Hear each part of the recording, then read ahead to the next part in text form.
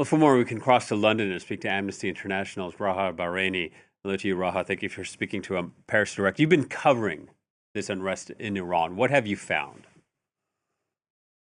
We have been investigating the deadly crackdown that the Iranian authorities have been waging once again against protesters across the country.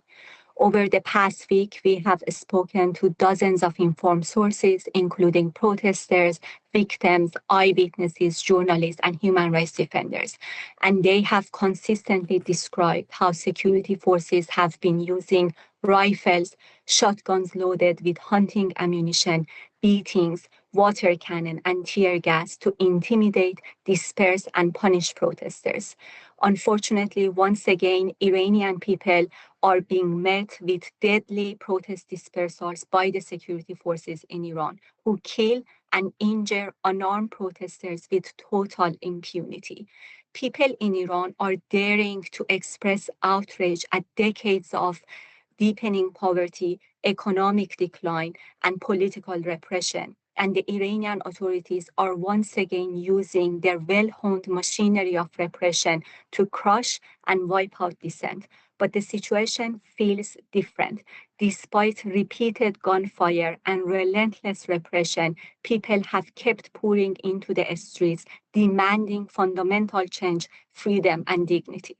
But experts say these protests have not surpassed the size of the protests we saw with Mahsa Amini's death. Still, is there something different about this current protest movement that sets it apart from all the other relatively recent protests we've seen in Iran? So the protest started in smaller numbers on the 28th of December. They first erupted in the form of shop closures and strikes in Tehran's bazaar. But very soon they evolved into street demonstrations across the country, particularly in small towns, when people took to the street, not only expressing socio-economic grievances, but also outrage against decades of political repression. Gradually, however, they evolved into a mass uprising, and since last night, we have seen a turning point in the situation, with hundreds of thousands of people across the country in big and small cities, including in the capital, taking to the streets. The political views of the protesters are diverse. They are from various socioeconomic sectors, but they are all united behind one call, which is the downfall of the Islamic Republic of Iran and a political transition to a new political system that would respect their dignity, freedom, and human rights. The Iranian authorities, however, are signaling their continuing will to wage a deadly crackdown. We documented the unlawful killing of at least 28 protesters and bystanders, including children, just in the course of 4 days alone, between the 31st of December and the 3rd of January. We are continuing our investigations because sadly, it appears that more injuries and deaths have taken place in the last couple of days, which we are continuing to investigate. Last night, as protests turned into a mass uprising across the country, the authorities plunged the country into a complete internet shutdown. As a result, accessing information has become very challenging since last night, and we are extremely concerned that a new wave of mass protest bloodshed might be on their way as the Iranian authorities are preventing people from inside Iran to make their voices heard globally.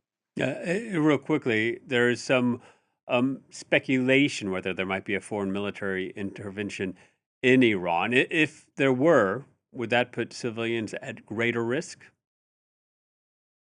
So at Amnesty International, we generally do not take a position on the use of force at the international level, but what we emphasize is that international humanitarian law must always be respected, and the safety and rights of civilians must be the primary concern of all member states. What is important for the international community to do at this crucial juncture where people in Iran are demanding their human rights is that they take diplomatic action urgent diplomatic action to pressure the Iranian authorities to stop the protest bloodshed. We are also urging member states of the UN and regional bodies such as the EU to ask the Iranian authorities to restore access to the internet.